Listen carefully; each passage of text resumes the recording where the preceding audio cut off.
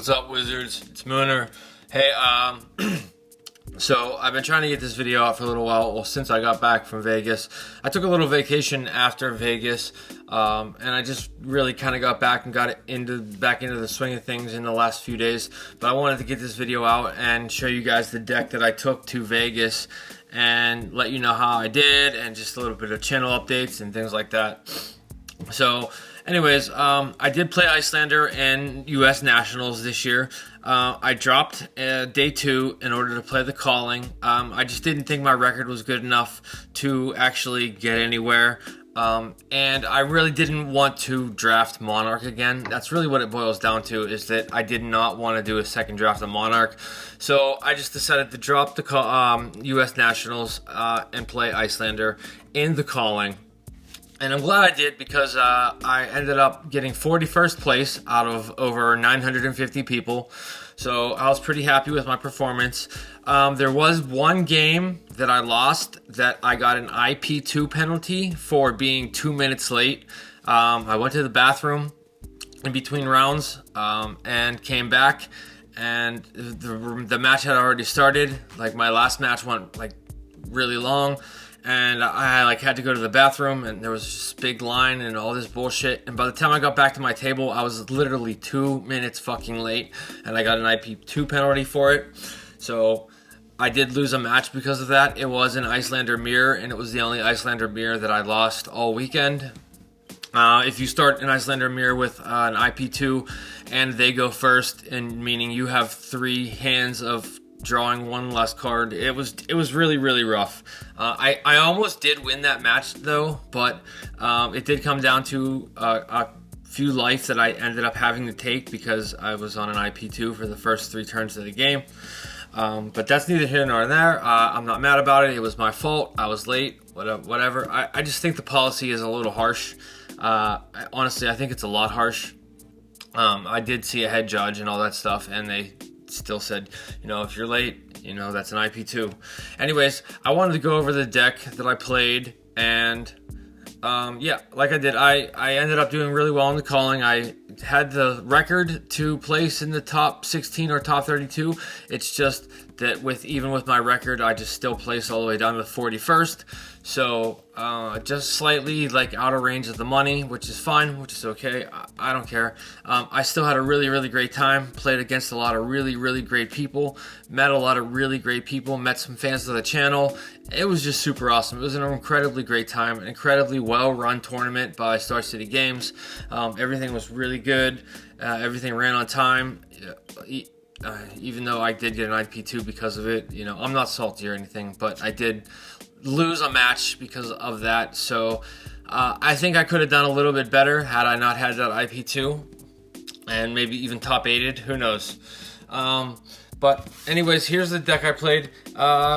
It's the same Iyslander, Frostbite. As far as the equipment is concerned, it's just still Coronet Peak, Storm Striders, Waning Moon is the main weapon, Spring Tunic, Metacarpus Node, and Ironhide Gauntlet. Just to go, this is more to go over the sideboard and how I sideboarded throughout the day and everything. So obviously, Coronet Peak, Striders, Waning Moon, and Tunic come into every single matchup. I don't take them out ever. They stay in every single matchup. The only thing that does change is either Ironhide Gauntlet or Metacarpus Node. I run Metacarpus Node any chance that I can where I don't need to block. Ironhide Gauntlet comes into any matchups that I need to block. So against anyone who does any kind of arcane damage at all, and Dromai, I bring in Metacarpus Node.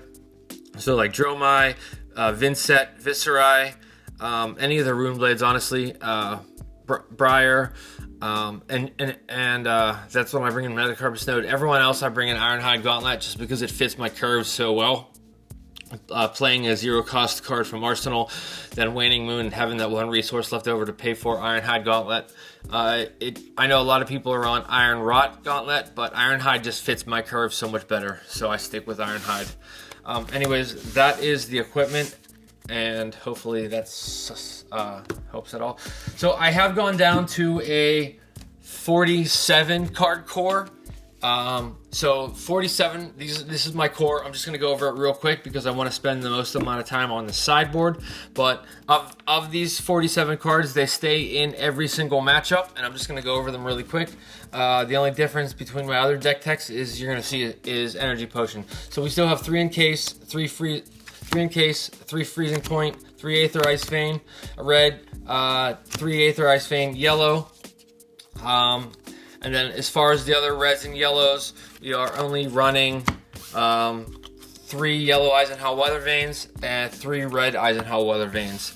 So those are all the reds and yellows. We got, like, I'll go over them again. Eisenhower Weather Vanes, other Eisenhower Weather Vane, red and yellow. Aether Ice Vein reds, Aether Ice Veins yellows. Freezing Points, 3 of. Encase, 3 of. And that is the main board of the reds and yellows. Then I run Heart of Fendel. I run 3 copies of Frost Hex. I run 1 blue Weather Vane that is main boarded.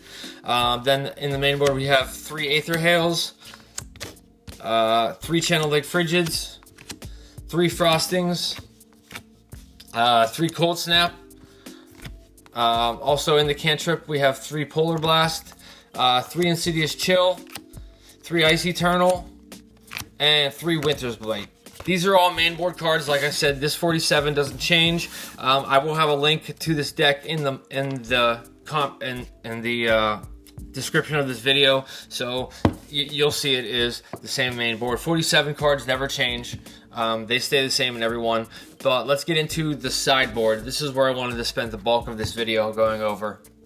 If you've seen my other videos, you'll notice that the main board hasn't changed, other than the fact that I took out 2 copies of Energy Potion. I took these out and I put them in the sideboard, and that's for, I might as well go over that, and that is for Warmongers. So the matchups that I bring in Energy Potion are matchups like I bring it in against Kano or into the Mirror. I bring it in against like anyone who I expect to maybe try to fatigue me. Now fatigue Briar. And I bring it in against Guardian. Anyone that I suspect that I might need that Energy Potion in order to like pull off some big crazy plays, or if I'm planning on going the second cycle and I have time to like get my potions down. I do not bring this in against aggro decks where I expect to be having to block at all, or if any. So I take this out against Lexi. I also take it out against like Katsu and Phi, and any of the aggro decks I take out the 2 Energy Potion. Any of the other decks, like I said, this comes in for like anyone who I suspect is going to try to fatigue me, or if I suspect it's going to be a long grindy matchup where I'm going to need possibly to Ice Eternal them, or just like pull off some bigger, crazier combos that involve like multiple Weather Vanes or something like that. Then I bring an Energy Potion. But I basically take this out when I know that I might have to block, and I don't want any more cards that don't block in my deck. I already keep Heart of Fendel in every single matchup, so Energy Potion does come out in a certain couple matchups. And then we have 3 Warmongers that are in the sideboard. This comes in. I get a lot of questions about like how necessary this is to run. It's not necessary. It is a luxury, but it is a damn good luxury. I bring this in any matchups where I suspect that it will be effective, such as it comes in to all of the Rune Blades, and it comes in against all of the Rangers. This card really does hose Azalea very badly, and it can really fuck over Viserai and Vincent.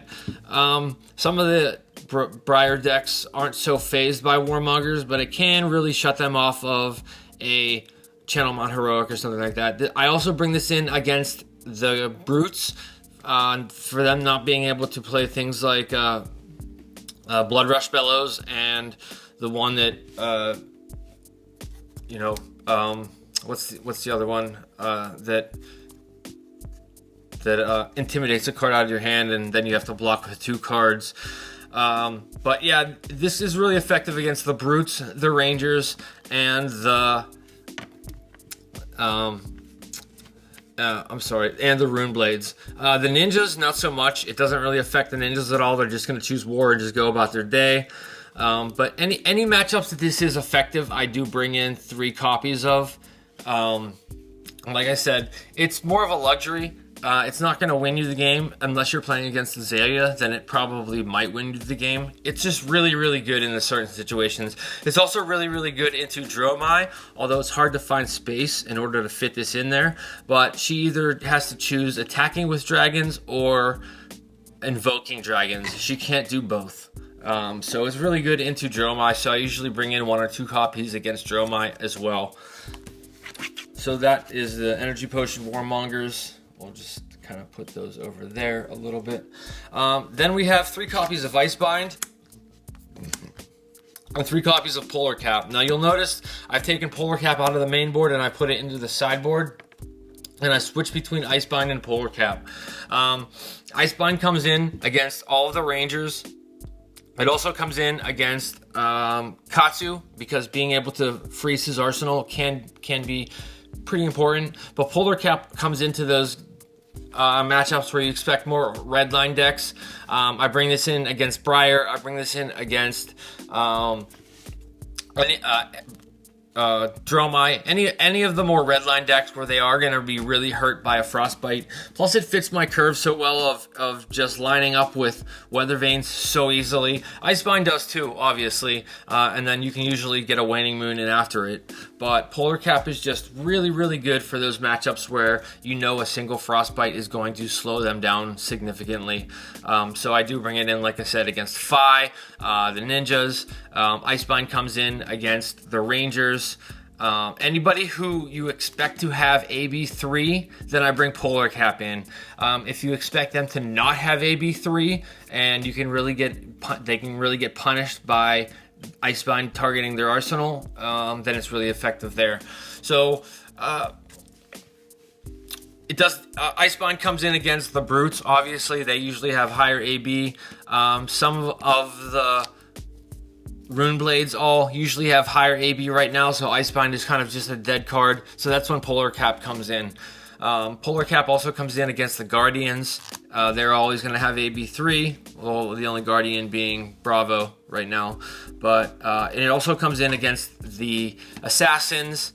Icebind is really only there for the Rangers, to be honest, and anybody who you expect to be on a lower AB. Like if you know they're on AB1 or AB2, Icebind is really, really great. But anybody who you really think you can punish with one single Frostbite, Polar Cap is just superb, and it lines up, like I said, with Weather Vanes just so nicely. So you can usually get like 4 to 5 Frostbites from a Polar Cap fused with a Weather Vane. It's just really nice. So that's the Icebind Polar Cap duo. Then we have these come in. One of these comes into every single matchup. I either bring in blue Icebind or blue Brain Freeze. If you've seen my other videos, the same logic still applies.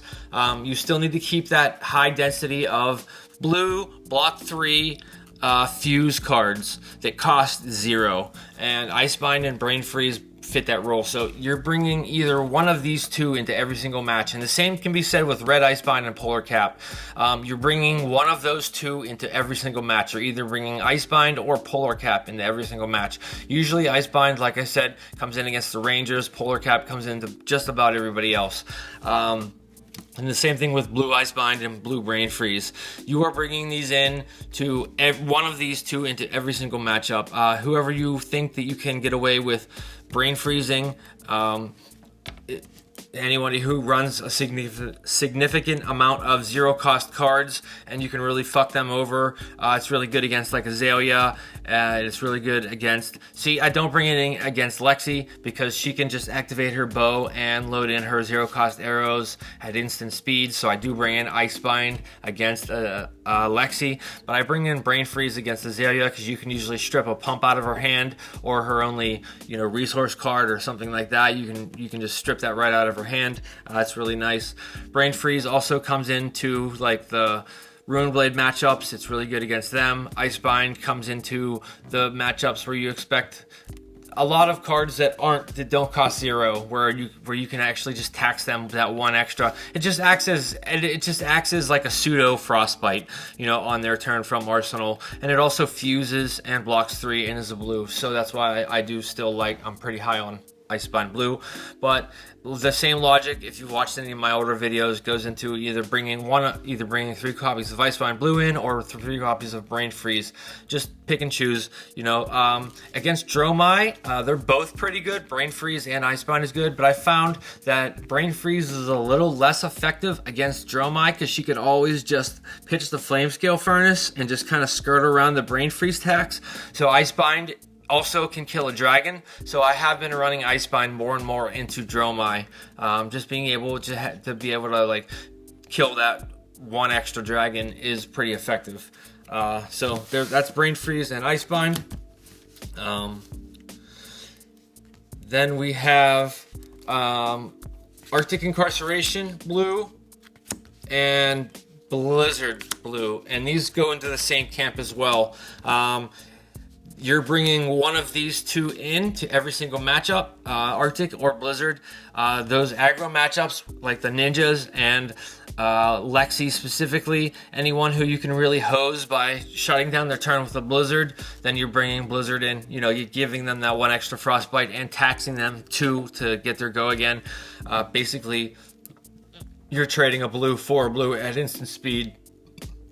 So Blizzard's really good against the matchups where your opponent likes to go wide and plays a lot of go again. It's really good against Katsu, Fi, Lexi. It's really good against anybody who has a lot of natural go again, like Briar or anything like that.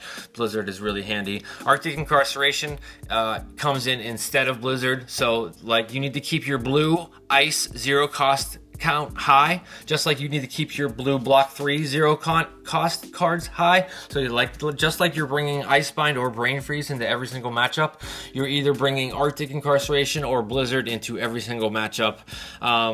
So it kind of goes like this: you're either picking Energy Potion or Warmongers, and you're either picking Icebind or Polar Cap. You're either picking Icebind or Brain Freeze, and then you're either picking Arctic Incarceration or Blizzard. Arctic Incarceration is really good to just tax them that 1 extra Frostbite plus the 1 extra Frostbite from the for Icelander's ability, so they're getting 2 Frostbites from Arctic Incarceration at instant speed for 0 cost. It is a blue ice card. It only blocks 2, which is unfortunate, but the matchups where Blizzard is not effective, like against the Guardians, against the Brutes, against Azalea, against those decks that do not want to have a lot of go again, they just want to attack you one big time, Arctic Incarceration comes in.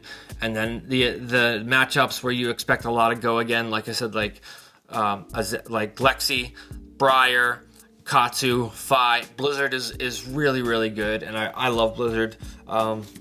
I would never not run 3 of each of these cards into either matchup. So that's kind of how the sideboard goes from there.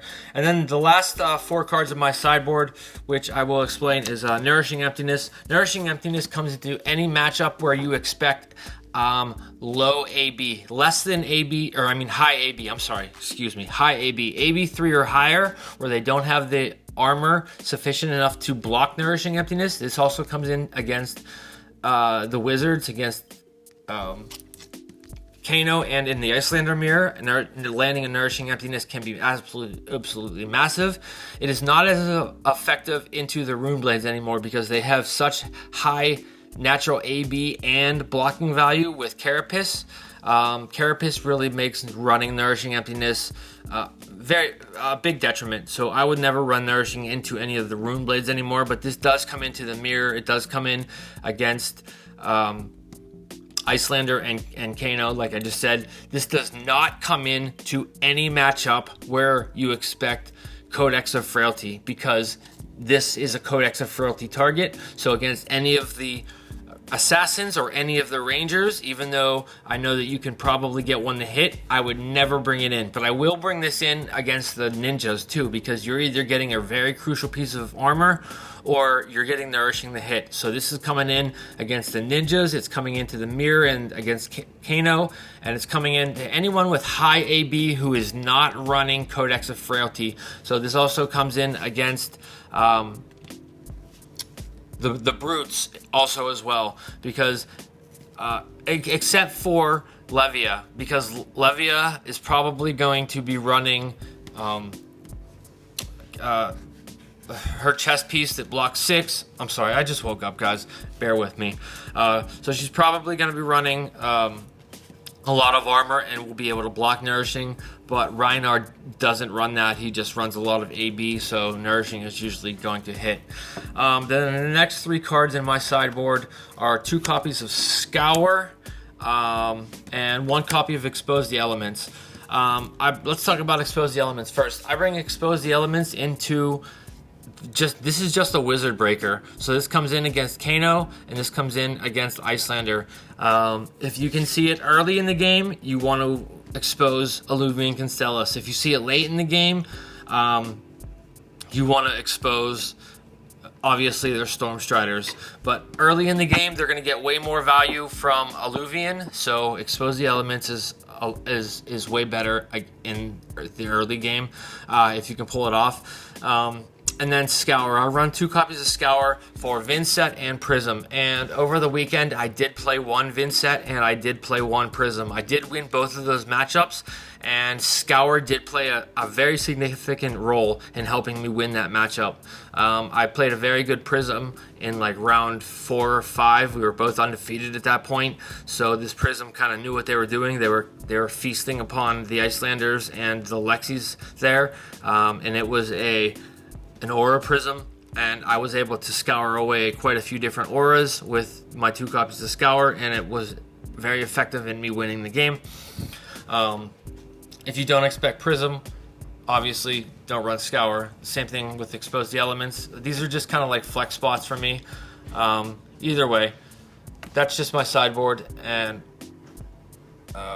hopefully this helped clear some things up for you guys. Like I said, the list will be in the comments, in the description of the video, and peace out.